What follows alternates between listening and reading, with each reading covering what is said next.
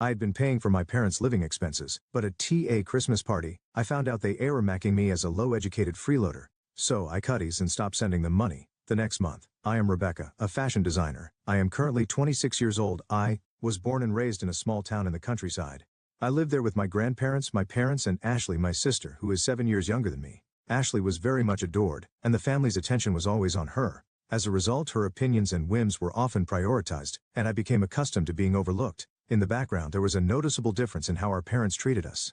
For example, on Ashley's birthday, she would receive luxurious toys, whereas my birthday gifts were combined with Christmas and limited to just one present, often educational tools or books that weren't very exciting to a child. When Ashley joined the soccer team, our parents started attending her practices and games almost every week. I was also in the tennis club during middle school, but even on the day of my last match, my parents didn't come. The reason? They had to drive Ashley to her practice. This is how my parents always prioritized Ashley over me. There were times I wanted to cry, but the one who encouraged me was none other than Ashley. When our parents compared us, she would firmly respond, "That's not true. My sister is smart too. She always helps me with my studies, and she's amazing." A few days after my last match, she said, "Well done," and made a small bouquet with flowers she gathered from the local park, presenting it to me. Ashley had grown into a child with a kind heart. Meanwhile, our grandparents who lived with us often reprimanded our parents for their behavior and were protective of me. However, before I graduated from high school, my grandmother passed away, and my grandfather followed her a few days later. Ashley always stood by me, but it seemed to bother our mother. She began to treat Ashley more harshly, threatening, "If you keep defending your sister, I'll make you stand outside."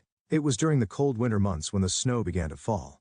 I didn't want Ashley to suffer such treatment, so I had no choice but to say, "You don't have to worry about me anymore." Afterward, Ashley stopped defending me and began to focus on sports and studies under our parents' roof, enjoying peaceful and happy days. The consecutive funerals of our grandparents also affected our parents, who claimed they had no savings, and easily denied my wish to attend university. I wanted to study design, but my parents didn't approve. After graduating from high school, I had no choice but to find a job. Still wanting to work in design, I moved away from home and joined a company that produced a small fashion magazine. My main job was clerical, but I wanted to try designing, so I persuaded my boss to let me assist the designers. Working in an office while being exposed to professional designers' work every day was also a reality check.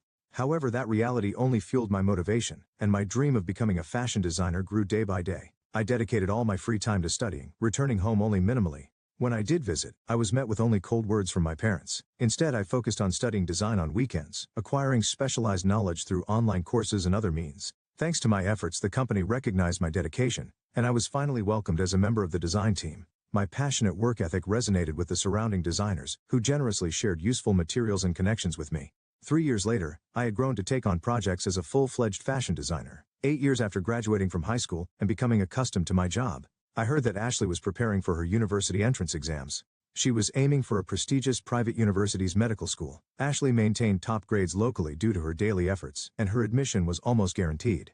Remembering how she supported me as a child, I wanted to support her in any way I could. A few months later, Ashley was successfully admitted to the renowned medical university. When I heard the news of her acceptance, I was truly happy and immediately expressed my congratulations. "Ashley, congratulations. You worked hard. Going to cram school every day?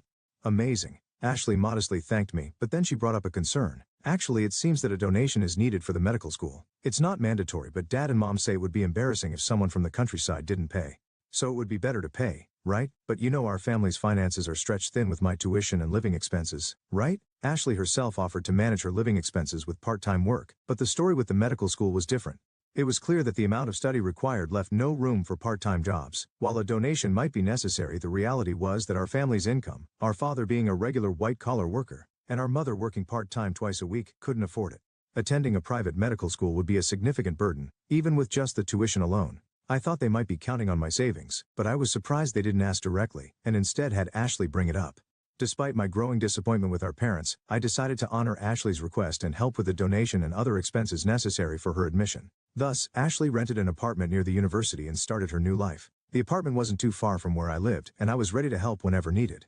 However, Ashley seemed to be enjoying her university life, and whenever I reached out, her responses were always indifferent. Still, she frequently sent requests like, "I want to eat this," or "Please send me that."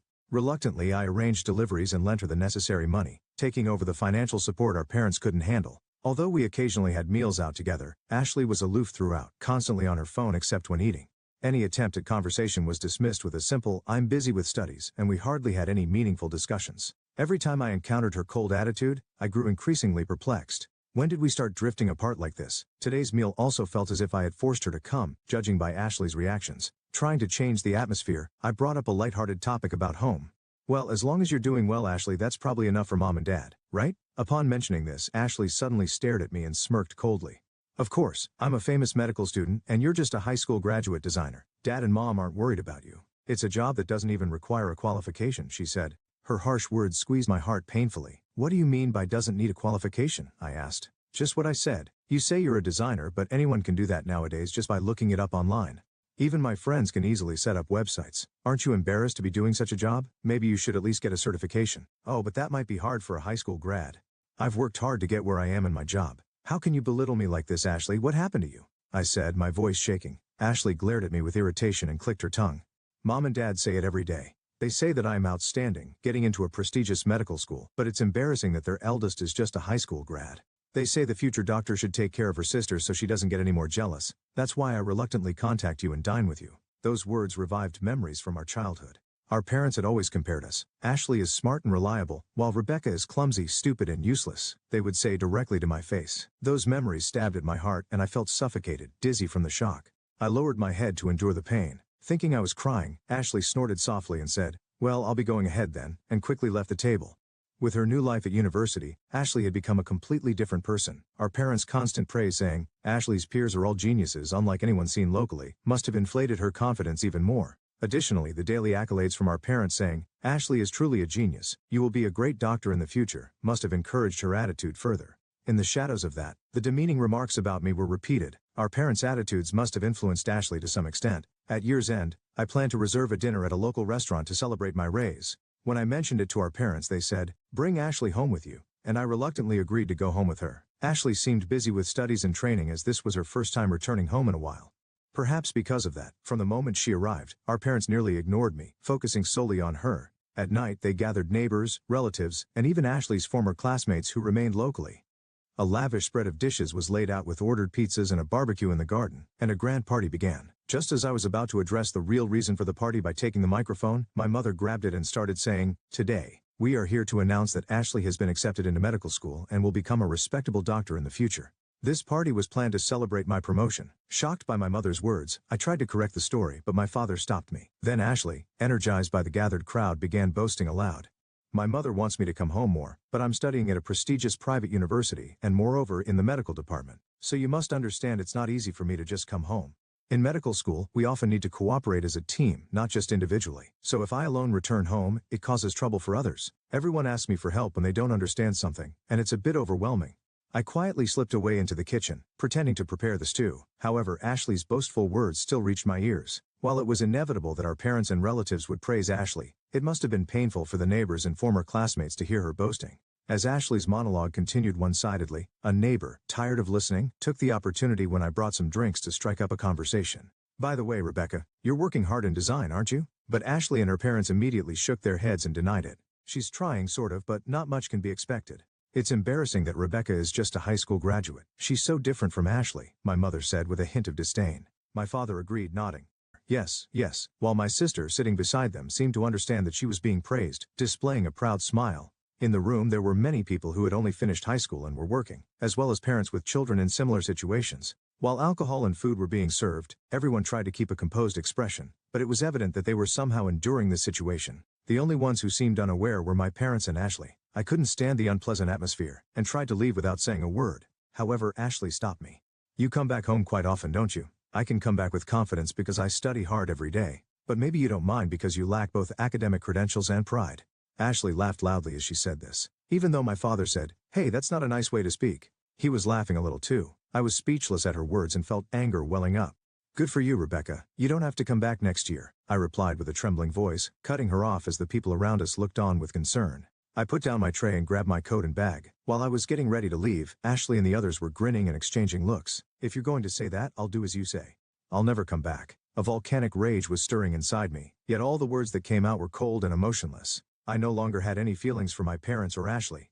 When I spat out those words, the three family members waved cheerfully. "Don't ever come back." On the way to the bus station, I was desperately suppressing the urge to scream. Returning home had always been painful, When I was aspiring to be a fashion designer, I hardly went home, using my studies as an excuse. But as I grew as a professional, I struggled with the inescapable bond between parent and child. Ashley is much younger, and still a student. It might not be easy for her to understand the hardships I faced since entering the workforce. However, my parents must have worked to some extent to raise 2 children. Yet, because Ashley was academically gifted, they continue to praise her as a genius while demeaning me. Their childish words still echoed in my mind. While I felt anger, I also felt a deep disappointment squeezing my heart. If I valued my work, I couldn't continue such a relationship even if they were family. I was appalled by Ashley's terrible behavior, but it prompted me to decide to completely cut off my relationship with my parents. Several months after making this decision as a new academic year was about to start, I received a sudden call from Ashley. She had not contacted me at all since then.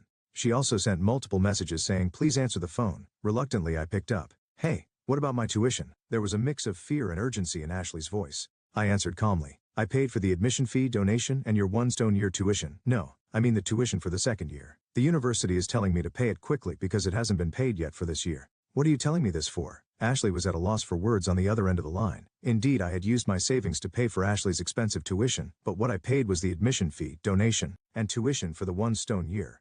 As a result, my savings had decreased significantly, and I had planned to make further payments gradually, so the tuition for the following years was, of course, still unpaid. After treating me so coldly, as if we had cut ties, to ask me for tuition was shocking. The only thing I was asked to help with was the donation, wasn't it? I only assisted with the tuition because I was being overly helpful. Didn't mom and dad allow you to go to a private university because they could afford the tuition, unlike when I was your age? Or did you apply without thinking about the money? That's not true, but living expenses and travel costs are quite hard because many of my classmates are wealthy, and I have those social obligations too. My parents helped with that, but they said they couldn't afford the tuition and told me to ask you. The reason I had financial flexibility was significant. I had switched to a major design firm to further advance my career in fashion design. Having established a certain level of success, my salary had increased dramatically. Moreover, because I was so busy with work, my salary and bonuses were accumulating rapidly. I had told my parents about the job change, so they probably thought from the beginning that with my help, they could pay for Ashley's tuition. Furthermore, they probably assumed I could also help with the tuition because they knew about the donation, so the savings originally meant for Ashley's leisure and wasteful spending had disappeared. Yet I no longer felt forgiving toward her. It would have been easy to support the tuition, but I refused Ashley's request. Days later, when my parents contacted me again, I rejected their offer. They spoke to me over the phone with panicked voices sounding accusatory, which only sank my heart further. At that moment, I realized I could no longer return home.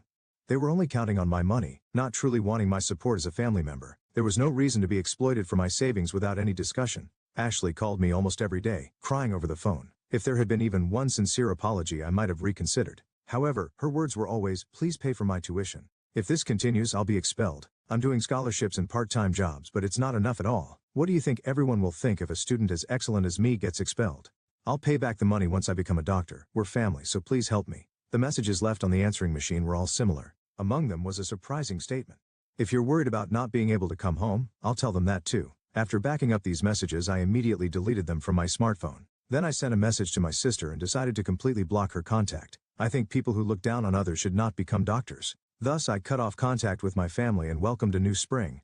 I heard from a relative who had been asked for money that Ashley's tuition for the 2nd year was somehow paid through scholarships and loans from various relatives. However, there was no longer any leeway to send her living expenses, so she had to start working part-time. Balancing work with a massive amount of daily studying, frequent exams and practices turned out to be harder than expected. Eventually, Ashley failed many credits and had to drop out 6 months later. I had been assisting not only with tuition but also by sending money home.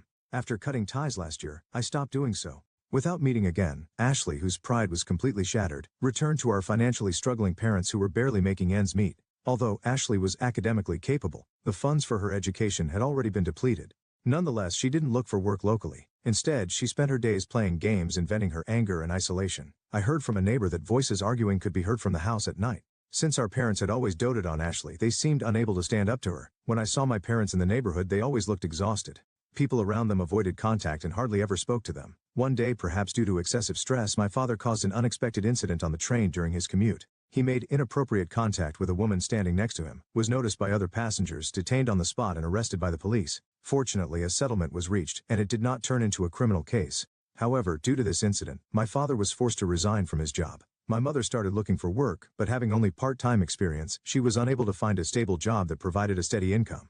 My parents tried to contact me and even attempted to reach out through relatives, but it didn't go well. The content they asked the intermediaries to convey was reportedly intimidating. The relatives understood there were issues with my parents and told them, leave it to us, but eventually began ignoring their messages altogether. As a result, my connections with my family gradually faded, and I was finally able to regain a peaceful daily life. From what I've heard from relatives, there are bad rumors about Ashley, who is now reclusive, and my unemployed father, who looks frightening, causing them to be avoided by those around them. My mother, feeling overwhelmed by the situation, has disappeared without a trace, and I can no longer get in touch with her. The remaining two, without any source of income, seem to be living almost like homeless people.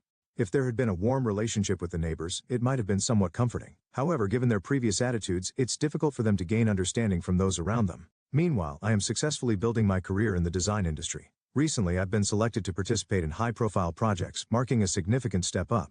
This has prompted me to finally launch a plan I've been considering for a while. That plan is to take university entrance exams. Since my finances have been improving smoothly, I intend to tackle this challenge once my current project is completed. Looking to the future, I'm also considering starting my own business. I want to deepen my knowledge not only in design, but also in management. I'm thrilled about this new challenge.